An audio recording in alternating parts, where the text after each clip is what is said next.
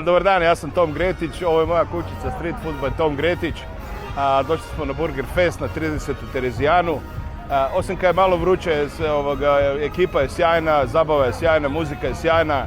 Mi nudimo naše burgere, patku, nekakvog pajceka. Dođite u što većem broju i uživajte. Biće malo vruće, ali ako puno pijete gemišta, bit će super.